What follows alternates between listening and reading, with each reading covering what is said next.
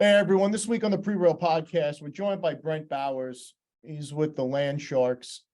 This is a guy who came from no real estate background at all, nothing, zero. He was in the Army, had gotten into some challenging situations financially, and this was just a couple of years ago. He's put together a program on land investing, and we've had a few land investors on over the years, but this is a very different approach to the land business. He's doing $22,000 a month in passive income now, and he's working an hour and a half a day. Legit. It's a great episode. It's packed with a ton of information. If you're interested in taking that leap, if you're kind of tired of the grind and you want to do something different, you want to really strive for that financial freedom, give this week's show a listen. It's a really good one. Brent Bowers from the Land Sharks. Are you ready to bring your real estate game to the next level? My name is James Prendamano. I'm the CEO and founder of Prereal, and over the past 25 years, I've closed over $1 billion in transactional real estate. Each week, I'm meeting with outstanding investors, high-performing individuals, and visionaries operating in the real estate space. These are the people that are actually out there in the real estate game right now getting it done. This podcast aims at bringing anyone's game to the next level. This is the Prereal Podcast. Welcome, everyone, to the Prereal Podcast. We're joined today by Brent Bowers. We were joking around off screen saying he's the head shark. He's the owner of Land Sharks and is a great story. Going to talk about the journey for Brent from broker and owner, coach, mentor, and how he has put together a really solid passive income portfolio, how he got there, and impart some of that wisdom to the audience today. Brent, thank you so much. James, thanks for having me on the Prereal Podcast. I'm excited. Yeah, man. Now you've made it. You can check that off the bucket list, baby. I cannot believe guys like you let me on your show to talk because it's just incredible. What are you thinking? Oh man, we're gonna have some fun today. So let's go to the beginning. In the beginning, God created man. Are there influences, right? Have you been around real estate your whole life? Is this something that was in the family, or how did you first step into this? You know, I had pretty humble beginnings. My parents both worked really hard my entire life. I had a great childhood. No one was involved in real estate that I knew. I just knew that I wanted to be wealthy. I wanted to be somebody. I wanted to be significant one day. I enjoyed my childhood. My dad worked for a man and built his entire company up. My mom worked for a chiropractor. I just wanted to be a business owner. So I started a lawn business at I don't know. And when I was in 5th or 6th grade, I was borrowing the neighbor's mower and then mowing other people's lawns with it. And then when I graduated high school, I started working on my real estate license. Finally got that in 2007. It took me 3 times to pass that test. I barely graduated high school, so I knew I'd have to work harder than everybody else. Bought that first rental property in 2007. The sister agent in Exit Realty was training me. She got a listing. I made an offer on it. I thought that's what you did. Because, it's I wanted to buy this stuff. I didn't want to buy and sell it for other people. And then I left my business. Me and my brand new wife moved to the coast right after we rented that property out. And 2008, 2009, it was kicking my butt. I ended up basically having to call my landlord, said I can't pay anymore. We moved in with my in-laws. I had to reset. I threw in the towel with real estate. 2009, I joined the Army because the Air Force wouldn't take me. And the Air Force recruiter said, go next door. They'll take anybody. Which was the Army.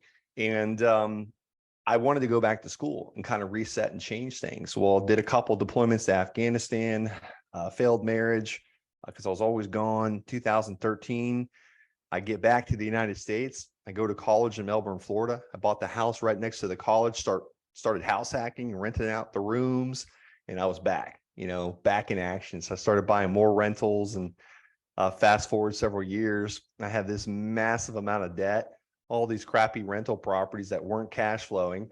So I was almost going backwards, and I stumbled on land. and made a bunch of mistakes, but it changed my life and allowed me to get out of the military and go back to real estate, what I truly wanted to do, as a person. So was it that piece that drew you the land? Like you wanted to kind of scrap the external noise and those other headaches? Is that what kind of pulled you in? Yeah, it was a little bit of everything. And you're so right about the, stacking those doors, because I had stacked them. I had eight doors. And if you looked at my reports and my profit and my losses and my balance sheet, like every couple months I had a repair, and I was getting further and further in the hole with American Express and Home Depot. I had maxed out all those things making these repairs. But kind of what pulled me to land was I was searching for answers in 2016. I was preparing for combat deployment number 3. And I had recently gotten married again to the woman of my dreams. And we had a newborn baby at home. And when I saw that baby come out, life changed. I was like, I looked at the time I had been in the military, and I was gone more than half of that time, away, training, deployed in the field. And I was preparing for the third one. And what a lot of people don't know is, like, okay, you deploy for 9 months or a year. They've moved them down to 9 months. But here's the thing, you ramp up and you train for almost a year prior. So you're really away from your family almost 2 years. So when I saw that baby come out, I was like, I just can't keep doing this. So I was searching for answers. I was reading the 4-Hour Work Week. I turned my car into a mobile university. My wife's grandpa gave me Jim Rohn tapes, and I converted them to CDs, and I would listen to those things. And I was searching for answers, like on Prereal Podcast. I was looking for great answers. And then I heard a guy talking about land flipping. Like, he was buying these parcels of land, and the next day he's basically doubling his money. And I was thinking to myself, and I have never doubled my money. I've never been profitable on a rental. I've been struggling to wholesale houses because they say you don't need time, money, or credit, or a real estate license, because I let my real estate license go with all the continuing education hours. I couldn't do that and deploy at the same time. So I literally heard that podcast, and I just started taking small steps. And that first small step was that next day when I mailed the tax delinquent list for landowners only. And I started mailing them, and these landowners called me, and they're like, hey, just give me this much for the land. I mean, I was like, whoa, wait a minute. Is it really this easy? Let me go see what it's worth. And then I would figure it out from there. So I guess to answer your question, what drew me towards the land was no one else is talking about this. Yeah. Like the herd mentality, they all get slaughtered. I wanted to be the opposite of that. You send your first list out, you start scrambling to do your diligence and figuring all those pieces out unless I'm missing it, your passive income is now north of like $20,000 a month. You got it. And it started with that first piece of land that I bought for $285 and flipped it. And I hate that word, flipped, sold it, traded it to a realtor the next day, basically for $5,000. Those small wins, I just stacked up small wins. The first small win was figuring out how to get that tax delinquent list. That was a couple calls to the county. Now, I don't only focus on tax delinquent lists anymore, because that's a small list in the counties I'm in. Now, I guess if I did it nationwide, it'd be a different story. And that's some people's business plans. But it started with that first one. And then it turned into that second one that I bought for $500. And this is the one that changed my life. I didn't think the land was worth anything. I was like, $500, like, it's landlocked. Who buys landlocked land? You can't get to it. You got to trespass to get to it. No one's going to buy that. So I trespassed, and I got those photos, by the way. I had to cross state land, and I was actually caught by one of the state officers. He's like, listen, you just can't come on the state park and, go to I was like, well, I own the land over there. And he said, well, you can't do that. And I was like, okay, well, how do I get access to it? He's like, I don't know. So I did some research. I was like, okay, call the title company, figure out how to get an ingress, egress attorney, an access attorney. But I was like, I heard attorney, and I was like, I don't have $5 million an hour or $500 an hour or whatever they charge, which is like $250 an hour, $350 an hour. I could have done it, but I just didn't have the resources back then, or the resourcefulness, I guess, was even more important. So I just put it on Craigslist, $500 down, $400 a month. I had a buyer the next day Mhm. because he saw value, because Americans think, how much is it going to cost me each month? Not what do I got to do to get access? Because I disclosed all that.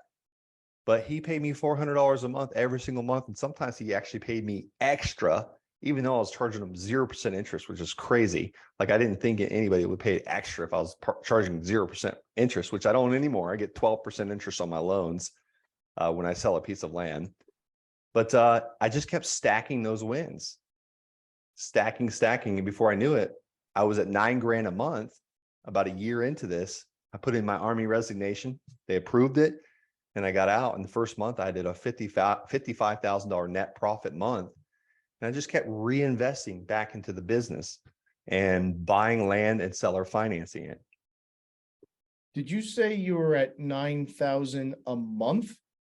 Yeah, 1 year into it. So by about the time I hit mid 2017, I had 9,000 a month coming in as payments, passive income. It was actually hitting my bank account every month. I didn't have tenants. I didn't have trash. I didn't have termites. They weren't calling. Well, sometimes they did call because their credit card information changed and they needed to update it, things like that. But they weren't calling with problems or things I needed to repair. Or are you focusing in one state, 2 states, 10 states, 2 counties? What does that look like? I am in currently 8 counties right now. And the reason why I'm in that many counties, it's just turned into that. But I'm really focusing on a couple that I actively target. And here's how I target them now, because I've bought a ton of land. I've bought over 350 parcels of land. Some of the land I've literally gotten for free. I bought a piece of land one time for a pack of Pabst Blue Ribbon. Like, one of the sellers is like, listen, send me $6 for a pack of beer. And I was like, really? We've gotten land for free probably 5 or 6 times. But here's the thing about that cheap land in the middle of nowhere. It's harder to sell it. I've now evolved into more expensive parcels. I like buying around the $100,000 to $150,000 mark, because here's the thing: realtors will work their butts off to help you sell the stuff when it's more expensive. And how do you find that land? You go where the demand is at. How do you find demand? There's free resources out there. If you're not a real estate agent, you can go on redfin.com or zillow.com. Go to your area. Let's just say it's, I don't know, Orlando, Florida, or New York. Is there land deals in New York? Heck yes, there is.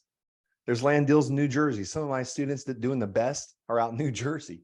We have a single mother of 4 children, just did her 6th land deal. But we put our area in Redfin or Zillow. Then we go to all filters, and then we click land only. We want to see the solds, land only. And then we scroll down and we go to the last 3 months, and then go back and exit out your area, Orlando, Florida. You want to look at the map now, zoom out a little bit. And if you're on Redfin, it's red dots. If you're on Zillow, it's yellow dots. If there's too many dots, go back and do only like 1 month or 1 week and look for those clusters of solds. That's telling me right where the demand's at. That's telling me where people are buying land. Now I'm going to click on every single one of those, and I'm going to see what size parcel it is, because it's also telling me the in-demand size parcel in that area. And then I want to see one more thing. Each one of those I click on, and this can take 20 or 30 minutes. If you're not like distracted by children, I usually wait till I put my children to bed, and I kind of geek out on this kind of stuff. I've become a data analyst. Like, I like saying that because it makes me sound smarter. But I'm really looking for the listing agent and the buying agent, because now I see 3 things. 1, where's the demand? 2, what size parcel is in demand?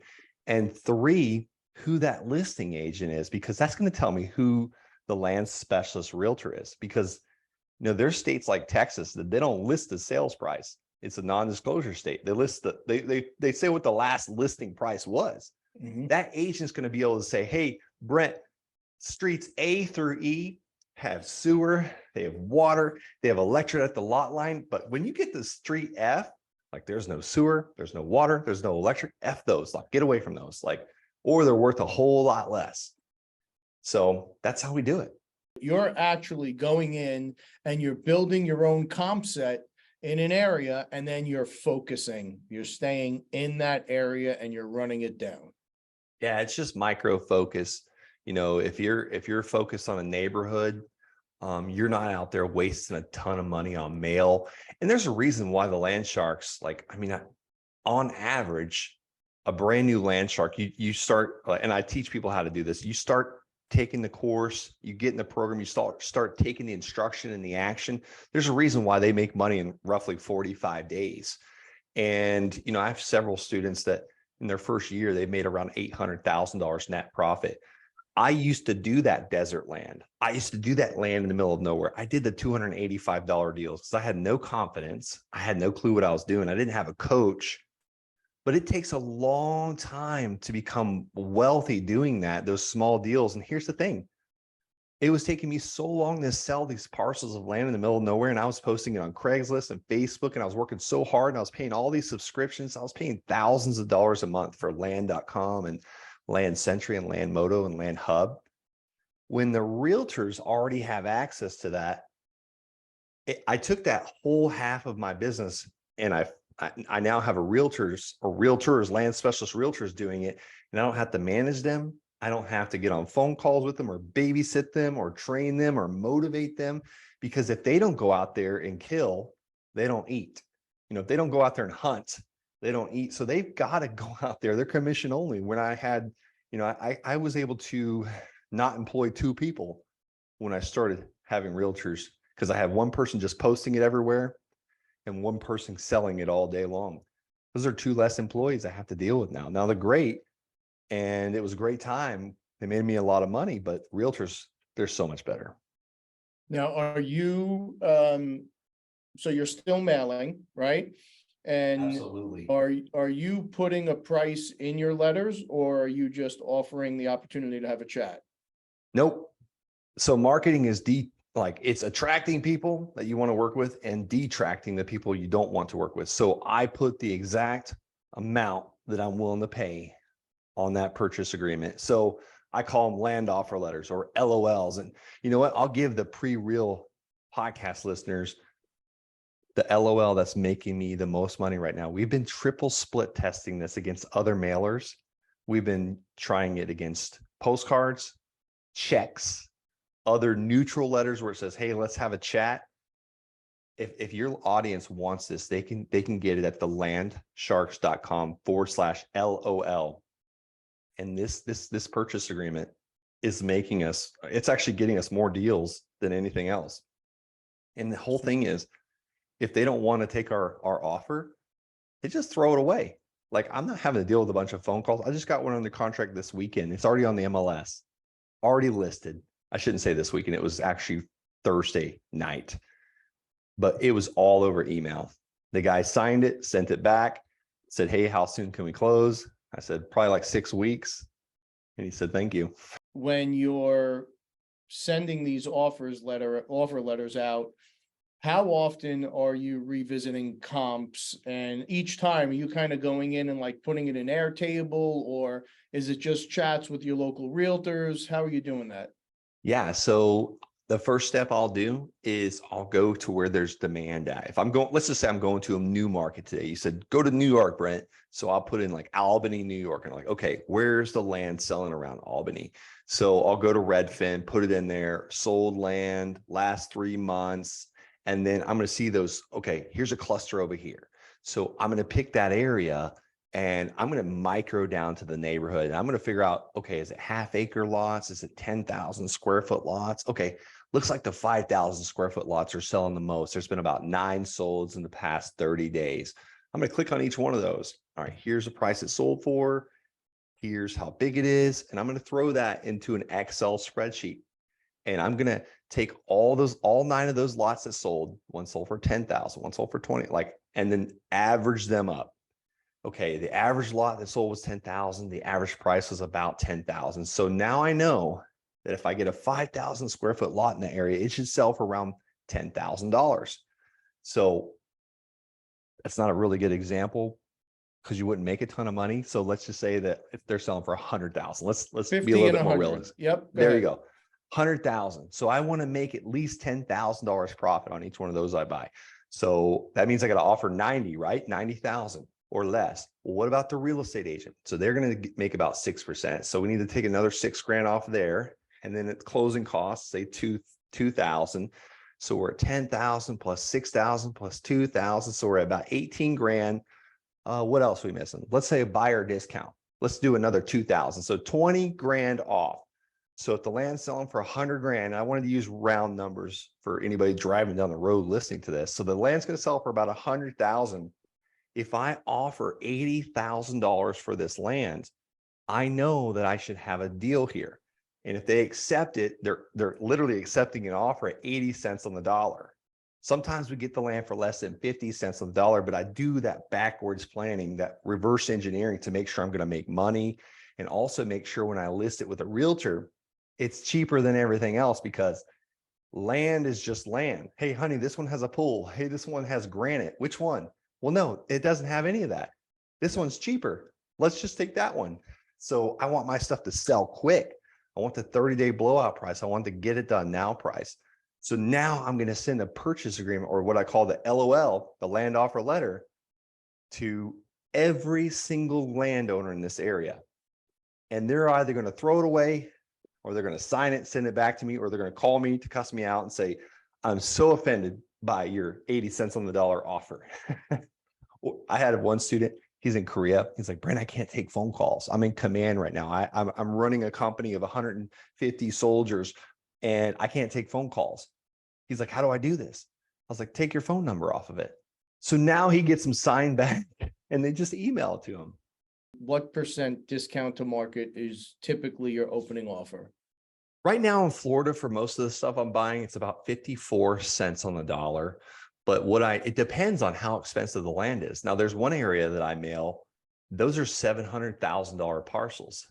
I'm happy if I get those things at 82 cents on the dollar, because I can assign it and still make 100 grand. So it really just depends how expensive the land is.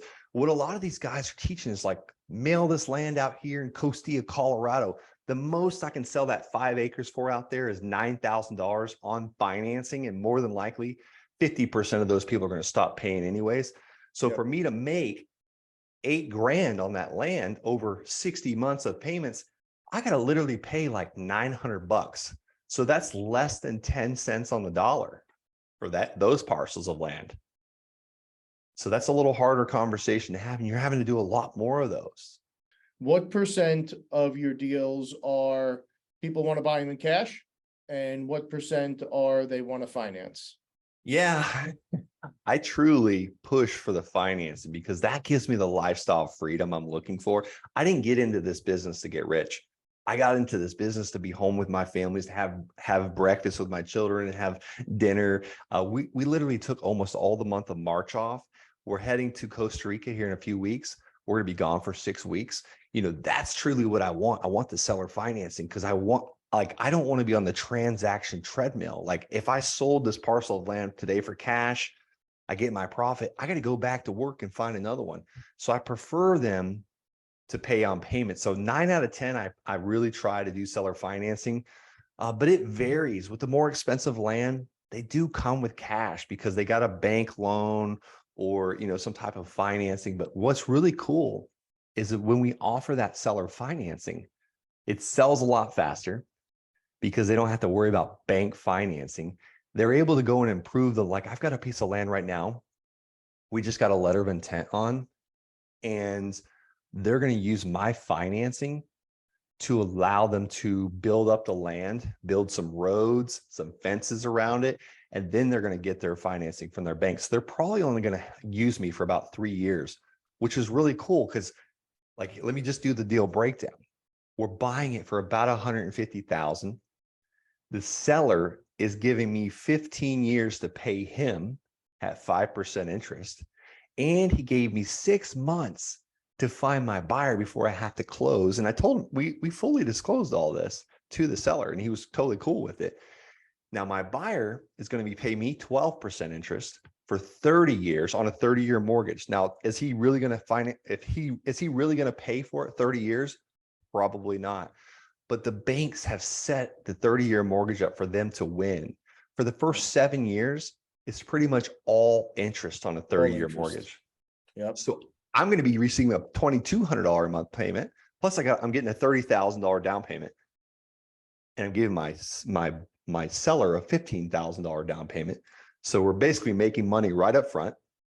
So my payment I'm going to receive from my buyer is $2,200 a month. I'm going to be paying the seller $1,100 a month. So I keep the difference each month. It's just a win-win, and I'm doing it with no money out of my pocket. Actually, I take that back. I did spend money on drone photos. It was $150. What on these bigger deals, what percent of recapture? So if you're buying in cash, I assume you're buying in cash most times, or are you also buying on terms? Yeah, it's a mixture. Most of the time, 90% of the time, the sellers just want cash. Like, I can't educate, like I try and educate them, but sometimes they're like, I just want the cash. If the seller does give us terms that allow me to make payments to them, like they get to break up the taxes, they actually make more money over the long run. But yeah, most of them, 90% of them seem to want cash. So what percent of a down payment are you requiring in those instances where you have to buy it cash? Now you're going to go resell it on terms. What percent of a down payment are you recapturing from your initial cash outlay? Yeah, and it depends on the parcel of land. If I sell it through a realtor, I will take no less, and it's not a percentage, I will take no less than $5,000 down. I found that if I get at least $5,000 down, and that's across the board here, I have 69 parcels of land paying us every month. If I get at least $5,000 down, I've never had to take one of those back. Because sometimes, like this cheaper land where they only pay like $1,000 down, like 1 out of 10 of those, 10% of those are absolutely going to default. And here's the thing, I've only been doing this since 2016. So I've only have that much data to work with. Some of these I probably will get back eventually. Like, it's amazing because when I get this land back, I'm already profitable on it. So let's talk about that piece for a minute, because that's another benefit in the land business. When you're selling something on terms, it's basically a contract. It's not that they're not afforded the same traditional protections. I'm assuming that's the way you're doing it. You're not having a formal closing. You're not transferring title, correct? Until that contract is satisfied. The more expensive parcels, like the parcel, like one I just sold for $159,000. That one, he put $29,000 down. We did transfer the deed because a realtor sold it for me. So we went through the traditional title insurance company, all that. Now, my cheaper parcels of land, like the ones I'm selling for a couple $1,000s down, that I bought for like 10 grand. And basically, if we sell that direct, like us directly to the buyer, we will give them what's called a contract for deed. And those, if they stop paying, we send them a certified letter. Now, you want to check with your attorney in your local state. I have a foreclosure attorney write up our contract for deeds and our promissory notes and our mortgages to help, benefit me as the land seller. But you want to be very sure like what the legal process is for that. If it's a contract for deed, it's pretty easy. You just do a cancellation of contract. Now, if they fight you on it, if the buyer fights you on it, you're going to have to go through the court system. But most of the time when they stop paying, they just throw their hands in the air and just said, yeah, just take it back. But we do everything we can to work with the buyer. There's some I've modified their loan. He went from $300 a month to $80 a month. And then he still had problems about 12 months later. I was like, look, man, I'll just send you a $400 check. Just cancel the contract, sign this, and we'll go on our way. Because at the end of the day, I don't want an angry land buyer. I want them to send their friends. Like, I want them to feel like we took care of them. If you've got 20,000 plus a month, you're currently inventorying 69 pieces. So that's somewhere around $315, $317 a month. What is your average deal size? I can't believe you were able to figure that out in your head. It's about $318 a month average is what we collect per note. Now, so again, I've evolved into bigger deals over the last 12 months.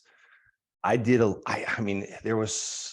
probably get about 15 or 16 payments a month. That those were like $10,000 to $20,000 parcels. And then we've got some that are like $57,000 parcels. In the past 12 months, I have started moving into where I'm purchasing them around $130,000 to $150,000 range. So my business evolves as well. As I work with other land sharks around the country, I see what's working. It's almost like I'm a double agent. I get to see what's working for other people because we have support calls every week and we share our wins. Like one of my students, she has this texting campaign. Her name's Kayla. Every 3 hours she's texting, she does a deal. Like she's got her KPIs down to like just solid numbers. So it's been amazing with that. But to answer your question, is about $130,000 range to $150,000 range is me personal. Now I've got other sharks. They're kind of in the $10,000 range, but they're just getting started. So what can a consumer expect if they reach out? You know, what does the program look like? How long is it in weeks? How many times is it? Is it once a day, once a week, once a month? How often do you convene? How long are the classes, if you will? What's the expectation for a consumer if they're interested in pursuing this? Yeah, absolutely. So the way the community works is we have the videos already laid out with the exact instruction to take. Here's how to pick the market. And if you were to take consistent daily action every single day, 5 days a week, it'd take you about an hour a day to take those action steps. You can get through the whole course in about 14 days. Every single week on Tuesday, we meet for about 2 hours. We call it our Land Shark support call, where we're sharing wins. I'm ringing the victory bell like crazy when people are doing their first deal. I won't do it because I don't want to blow anybody's eardrums. But we're sharing wins. We're deep diving deals. We're sharing the screen. That's the community, the whole community. So you get to see what's working for other people. We have multiple support calls a month where other sharks are doing it as well. Not just me anymore. It's other students like just that are out there crushing it in land, also giving back. I've got my assistant coach, William Rafter. He sits in the support group all day long, answering questions. So you're never stuck in one spot. The whole course is about action, action, action, action. And I probably spend a couple hours a day in my land business. That's over exaggerating. I probably spend about an hour and a half a day in my personal land business. Brent, are you comfortable talking about pricing or what expectations are? Absolutely. Can you share a little bit more on that? Yeah. And before I do that, I appreciate you saying that, James, because I'm a student. I love reading. I love implementing, but I learned about something called Parkinson's Law. When I left the military I haven't had a real job since 2018. And I don't even know if the real military was a real job. I honestly felt like I was a slave, honestly. Like I was told where to be, how long to be there, when I was allowed to go home. And I never knew the freaking time. Like it was like, boss, can we leave at 7? And I was an officer. And I was there like 12, 13 hours a day. So when I left in May 2018, I thought I had to run my business like that. I thought I had to scale. I got to like 14 team members and I was like big chest poking out. I was like, man, I got all these team members and I'm taking phone calls. And my wife told me one day, she's like, this is about 2022, not too long ago. She goes, man, you're driving me nuts. Like, I can't stand you. This is not what I signed up for. You're a maniac. Like all you ever do is work and you're stressed out all the time. You promised us all these things. You promised you're going to leave the military, have more time for us. Now we have more money, but you have more stress. And I'm like, but you don't see all these assets we're building. We're buying all these buildings as well, and blah, blah, blah.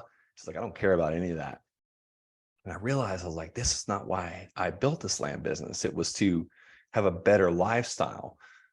So I had this descale. I rented out the office because no one was going there anyways. Like we were just paying for the coffee and the cleaning service.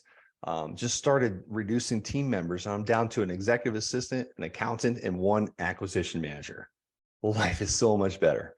So much better. Like, cause my phone never rings. It's just like, I had to really I was out of balance. And that's why we're going to Costa Rica for 6 weeks. And we're signing up for surf camp and all these trips. And cause I need to fill my time with something else. or I'll be sitting there checking messages and checking emails and, hey, did this deal close, or did those land offer letters go out? I need to basically fill it with another habit, because Parkinson's law expanded in the time I had. Yep. So I just wanted to share that because it's crazy. Like I'm the same way. Well, I appreciate you sharing it, because it's, those are the moments, and hopefully some folks are having a moment listening to this show and taking those steps to adjust. It's very easy, Brent, to get lost in this game. It is reassuring to know that these pathways are out there. I mean, $22,000 a month in passive income, that's real money, folks. So Brent, what is the commitment or estimated commitment that people can expect? Yeah, absolutely. I think you're asking about price. So I take on about 3 to 5 people a month that we'll bring into the Sharks. We'll bring them into the Land Sharks community. We'll get you access. We'll show you the exact steps. We'll be there to answer the questions and hold your hand. Commitment is about 1 to 2 hours a day of work activities, income producing activities, talking to sellers, sending out your land offer letters, talking to buyers, and also realtors. That is the commitment. You can get away with doing that about 5 days a week. I've trained over 400 people now. But here's the thing, if you're 1 foot in, 1 foot out, don't even go to thelandsharks.com. Don't schedule a call. Don't fill out a form, because I can only work with so many people. Time is limited. Time is our best resource. But if you are like, listen, I'm going to take the next step, I'm ready to go, I'm inspired, then go to thelandsharks.com right now, schedule a call, fill out that form, be diligent. And congratulations. I think this is absolutely amazing. We're going to be in touch offline, but anything else you want to close with? no, go out there and take action, change your life. I have a student named Will Lowry. He said, we spend our weekends creating the life we want rather than spending our weekends escaping the life that we have. So go out there, take those steps. It's small steps, a small step each day. We call them wins, small wins. Tremendous stuff. Brent Bowers, the Land Sharks. I can't thank you enough, bro. God bless, James. God bless. Take care. Everyone, please stay safe.